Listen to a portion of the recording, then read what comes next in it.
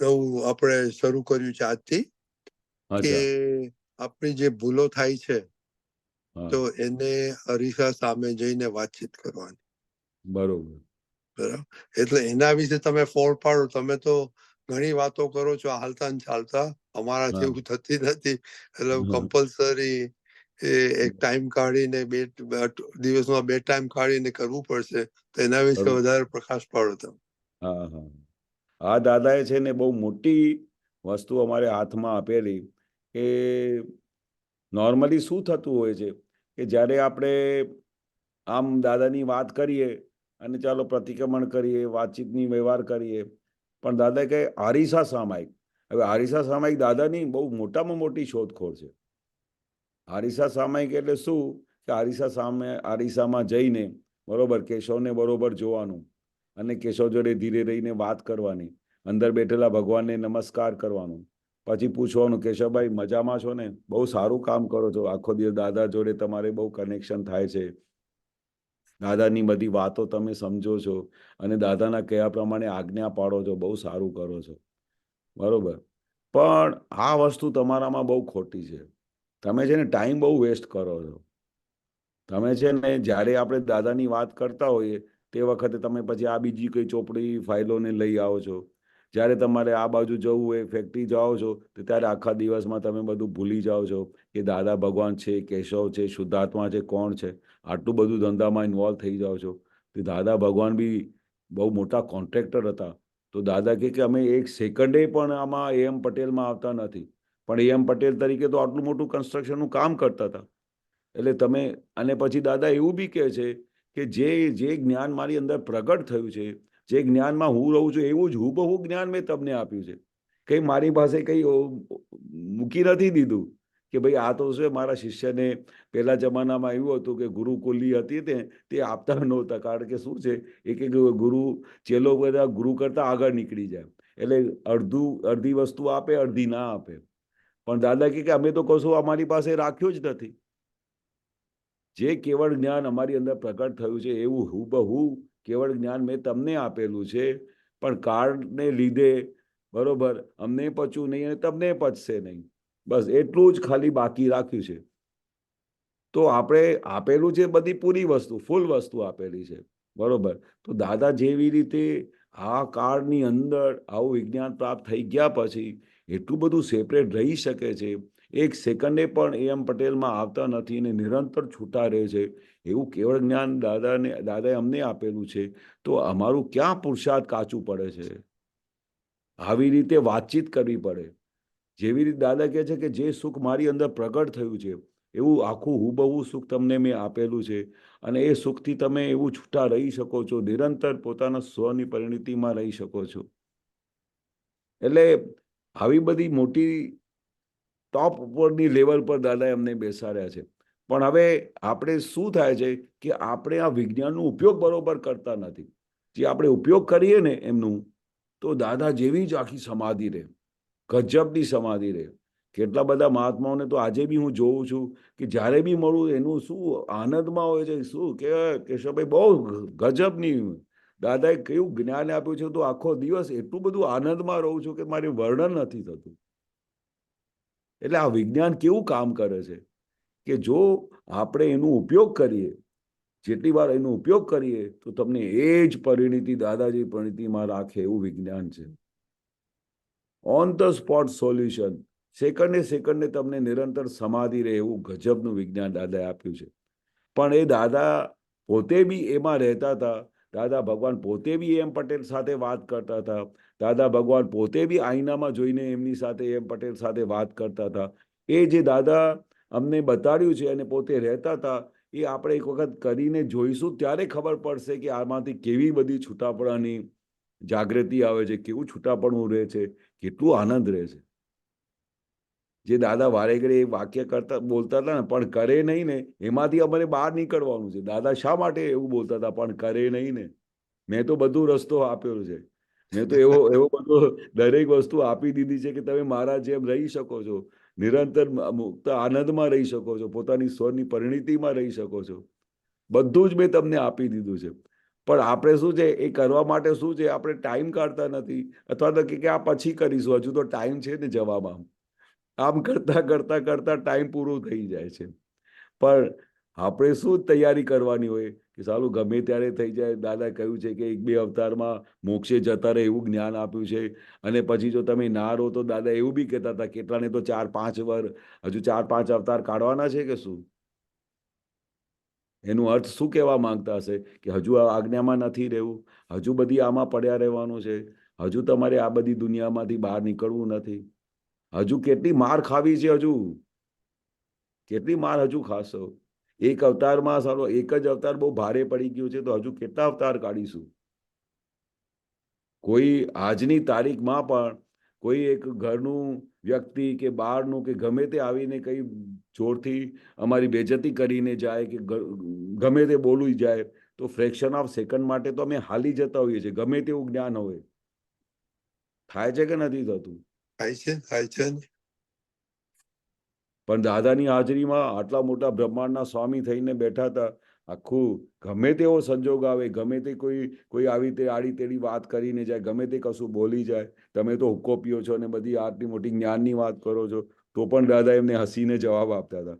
કોઈ આવું બોલે તો અમને તો કેટલું થાય કે દાદા શાની જ્ઞાનની બધી વાતો કરો છો આખો દિવસ, આટલી તો બરકત છે નહીં તમારામાં. તો ફ્રેક્શન ઓફ સેકન્ડમાં ના હાલી જાય. પણ અમે દાદાને જોયેલું કે એક ફ્રેક્શન ઓફ સેકન્ડ માટે પણ એ હાલતા નહોતા, એમને છૂટાપણું, એમને તરત જ જ્ઞાન હાજર થઈ જાય કે એમ પટેલને વાત કરી, અને એમ પટેલ તો એવા જ છે કે એને વળવા જેવું જ છે, પછી એવું બોલે. એટલે કેવું છે કેશવાન, તમે એક્સપેરિમેન્ટ તમે કરો છો, પણ તમારે તો હાલતા ને ચાલતા વાતો થતી હોય છે ને. ખૂબ વાતો થાય, ખૂબ વાતો થાય, કારણ કે અમે દાદા ભગવાનને એવી રીતે જોયા, વાતચીત કરતા જોયેલા અમે. એટલે અમારે તો હવે હરીસા સામે દિવસમાં 2 વાર તો જવું જ પડશે એવું લાગે છે. ના જવું પડે. અમે તો પછી કેશવભાઈને હન્ટર બી મારીએ, કઈ વાત ના સાંભળે ને તો હન્ટર બી મારવું પડે અમને. કારણ કે આડાઈઓ તો બધી કાઢવી પડશે ને. દાદા કે મોક્ષે જવું હોય તો એ દરવાજાને સુઈને જવું પડશે કે આમ કરીને જશો?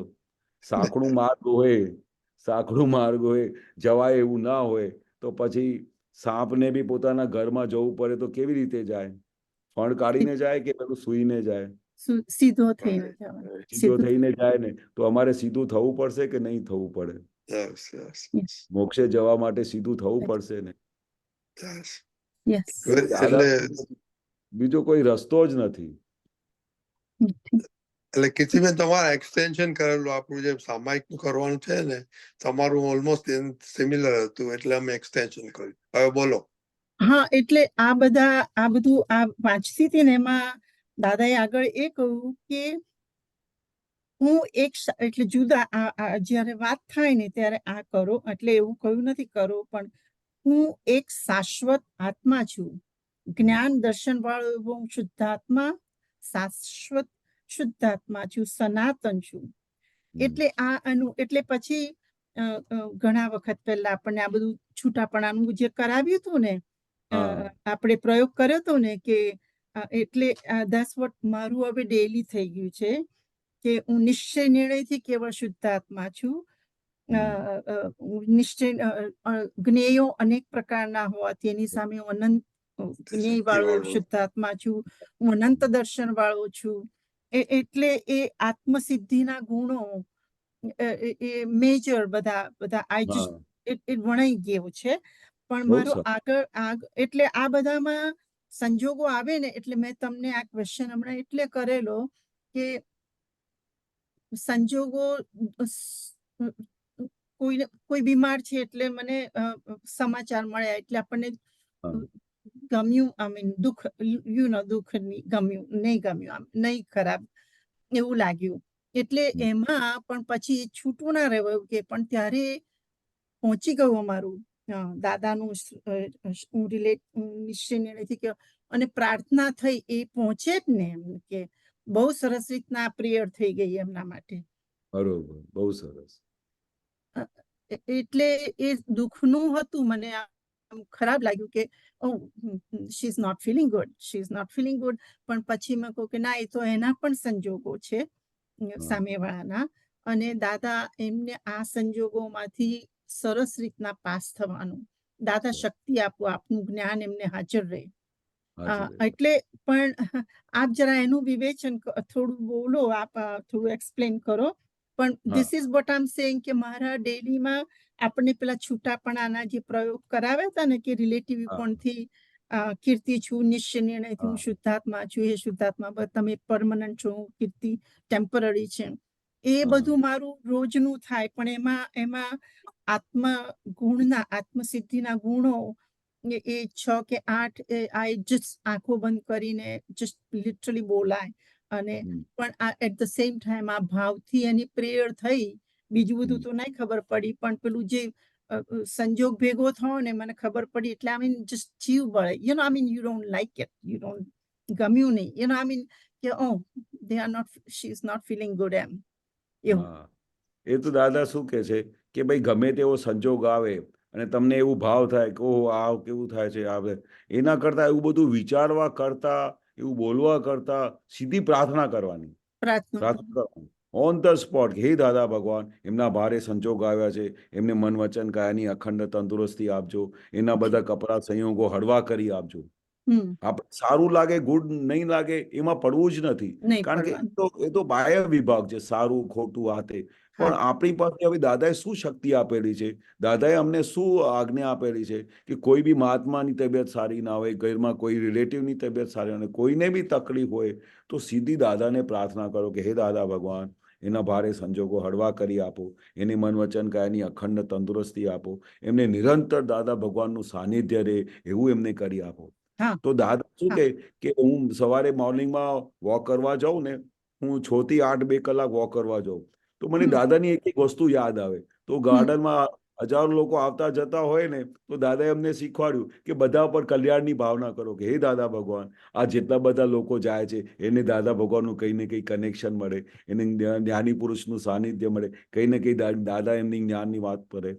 તો હમ તમે બિલીવ નહીં કરશો કે અમે જે ભાવ ફેંકતા રહીએ છીએ ને, કોઈને કોઈ સામેથી આવીને વાત કરે છે. હા કલ્પના છે કે જે તમે ભાવ કરો છો કે બધાની અંદર દાદા ભગવાનનું કનેક્શન મળે બધા, તો તમને મેં કઈ જોયા છે, પછી આવી રીતે કઈ વાતચીત શરૂ કરે, સીધું દાદા પાસે પહોંચી જઈએ. પહોંચી જાય. હા પહોંચી Yes, જાય. yes, એટલે બસ અમે આ 2 કલાકની અંદર એક જ પ્રોસેસ કરું કે હે દાદા ભગવાન, આ જેટલા બી જાય છે બધાને, હવે કોઈને બધાના તો કોઈ જ્ઞાનનું કોઈ કનેક્શન છે નહીં, પણ દાદા કે આવી રીતે તમે ભાવ કરશો ને તો હા ધીરે ધીરે આ જગતનું આવી રીતે કલ્યાણ થશે. કે જે ઓકે. દાદા ભગવાન, જે મને સુખ મળ્યું છે, જે મને આ આત્માનું આનંદ મળ્યું છે, આત્માનું સુખ આ બધા જીવોને પ્રાપ્ત થાવ. કારણ કે દરેકના ઘરે બહુ ભારે પ્રોબ્લેમ છે, બહુ ભારે ફાઇલો છે. હા અને અને એવું થાય છે બી ખરું કે યાર મારા સનને કઈ એવી બીમારી છે ને કે 1 લાખ લોકોમાં 1 જણાને હોય. હવે એવી સારી કેવી બીમારી હશે કે લાખમાંથી 1 જણાને થતી હોય. હવે એના હમ ઘરમાં એ છોકરાઓનું એટલું બધું પ્રોબ્લેમ હોય, એનું કોઈ સોલ્યુશન ના હોય, કોઈ ડોક્ટર એનું ઈલાજ નથી કરી શકતા, તો એના મધર ફાધરને કેટલો બધો ત્રાસ કેટલું. હોય. હમ તો દાદા કહે છે ને કે દાદા ભગવાન પોતે બોલતા હતા કે દાદા ભગવાન કે અમને આવું બધું દેખાય છે કે આ બધા લોકો કેવી રીતે જીવી રહ્યા છે, અમને અજાયબી લાગે છે. અજાયબી એટલે કેવી દાદાને અજાયબી લાગતી હશે કે કેટલા બધા પાર વગરના દુઃખો છે દરેકને ઘરમાં. હમ દાદા અચરજ પામતા હતા કે કેવી રીતે લોકો બિચારા જીવે છે. એટલે દિવસ રાત એક જ ભાવના કરતા હતા કે કેમ કરીને આ લોકો, જગતના લોકો સુખને પ્રાપ્ત કરે, આત્માને પ્રાપ્ત કરે, મોક્ષના માર્ગ ઉપર ચાલે. તે અમે દાદા ભગવાનને જોયેલા કલાકો સુધી. જ્યારે દાદા ભગવાન બેઠા હોય ને, તો અમે તો દાદાના રૂમમાં બેઠા રહેતા હતા આખો દિવસ, સવારથી લઈને રાત્રે, જ્યાં સુધી લાઈટ બંધ ના થાય. તો કેટલા બધા એવા મુમેન્ટ્સ આવતા હતા કે દાદાની કન્ટિન્યુઅસ લિપ્સ ચાલતા હતા. અમને કશું સંભળાય નહીં કે દાદા શું બોલી રહ્યા છે. હા આમ રિસર્ચ દેખાય કે દાદા આખી કઈ વિધિ કરી રહ્યા છે કે શું કરી રહ્યા છે. દાદાને વિધિ કરવાની શું જરૂર હોય, એ તો પોતે નિરંતર આત્મામાં રહે. પણ હમ મને આમ દેખાતું હતું કે દાદા ભગવાન કેવી રીતે આખા જગતનું કલ્યાણ કરે, કેવી રીતે આ બધા લોકો ત્રાસમાં પડ્યા છે, કેટલા બધા લોકોને હા દુઃખો છે. એ આખો દિવસ દાદા આમ કરીને વિધિઓ કરતા હતા. હા એટલે પછી જ્યારે દાદા વાત કરે ને, તો જ્યારે કોઈ બી મહાત્મા આવે, નવો આવે, ગમે તે આવે, તો જ્યારે એમની વાત શરૂઆત જ ઘરથી કરે, કઈ આત્મા વાત્માની વાત ના કરે. ઓકે. ઘરે બધા મજામાં છે, તો પછી હમ. કે ના દાદા મારા છોકરાને આ બીમારી થઈ છે, ફલાણી થઈ છે, ત્યાંથી વાત શરૂ થાય. હા એટલે દાદાને તો પાર દેખાય કે એમના ઘરમાં કેટલા પ્રોબ્લેમ્સ હશે, શું હશે, કેવી રીતે જુદા. શરૂઆત જ ત્યાંથી કરતા હતા. જ્ઞાનની તો વાતો બહુ પછી કરે, જ્યારે એને આખું જોઈન્ટ થઈ જાય, એના બધા પ્રોબ્લેમ દાદા સોલ્વ કરી આપે, એના બધા વિઘ્નો દૂર કરી આપે, પછી ધીરે રહીને જ્ઞાનની વાત કરતા હતા. તો દાદાને તો દરેકના ઘરની આખી સ્ટોરી દેખાયા જ કરે. આમ ઉપયોગ ના બી રાખે તો બી દેખાયા કરે. દાદા કે આ પાર વગરની તકલીફથી બધા પસાર થઈ રહ્યા છે, તો દિવસ રાત કઈ દાદા એના લિપ્સ ચાલતા મેં જોયેલા. 2 કલાક બી બેઠા હોય ને તો આમ કરીને બોલતા હોય, શું કરતા હોય, આમ કરતા હોય, વિચાર કરતા. તો સાલું દાદા કેટલું બધું બોલે છે, અમે તો થાકી જઈએ આટલું બધું બોલ કરીએ તો. બરાબર. પણ એટલે કેમ કરીને લોકોનું કલ્યાણ થાય, કેમ કલ્યાણ કરીને થાય. કેવી કેવી વિધિઓ કરતા હશે. અને પછી પાર વગરની તો રોજે અમેરિકા દરેક ઠેકાણીથી ચિઠ્ઠીઓ આવે, ચિઠ્ઠીઓ હા કાઢીને જણાનું નામ જોઈને એની વિધિઓ કરે. કેટલું બધું કામ કરતા હતા દાદા. કે કેમ કરીને બધા આ મોક્ષ માર્ગ ઉપર ચાલે, એક જ દાદાનું ધ્યેય હતું બસ. બરાબર. આમાં quick, if you have a minute, I want to go. હા Time છે. બોલો. હા, જસ્ટ ક્વિકલી દાદાને હું પર્સનલી 2-4 વખત મળેલી વધારે.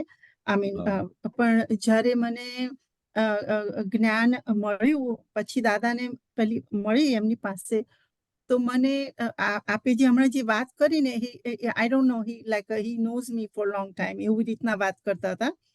મારા હા હસબન્ડને જોઈને કે આ તને સારી રીતના રાખે છે.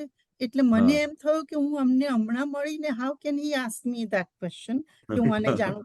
એટલે પણ પછી મેં કહું કે હા, બધું મને બહુ સરસ રીતના રાખે છે, પણ હા હું જે કંઈ કરું ને એ એવું એને લેબલ એવું મારે કે ઠીક કર્યું છે કામ.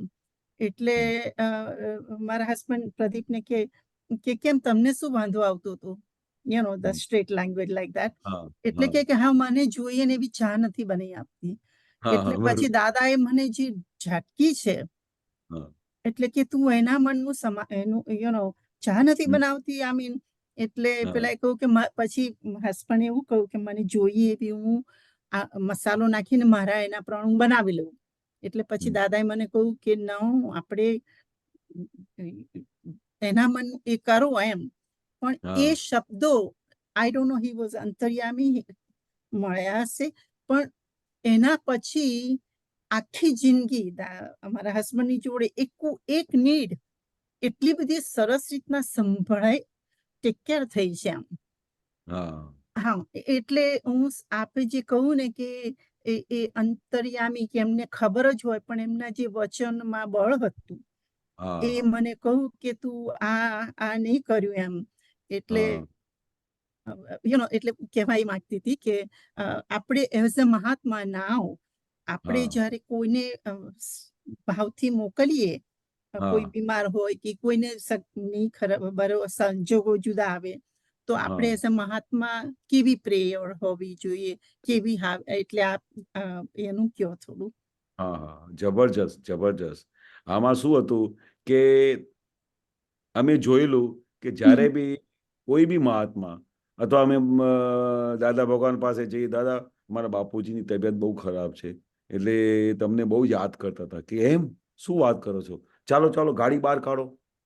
હું દાદા પાસે કાયમ ગાડી લઈને ફરતો હતો કે દાદા ભગવાનને ગમે ત્યાં જોવે, કોઈને હોસ્પિટલમાં જોવે, ક્યાં જવું હોય હમ તો આમ ખબર પડે, ખાલી આટલી જ ખબર પડે કે આમની તબિયત બહુ ભારે છે, કે સીધો ચાલો આપણે ક્યાં ઘરે છે કે ક્યાં છે, હોસ્પિટલ છે, આમ છે તેમ છે. મેં કીધું, નહીં દાદા ઘરે જ છે. તો ચાલો ચાલો જલ્દી ચાલો. અને ફટ કરીને ત્યાં પહોંચી જાય.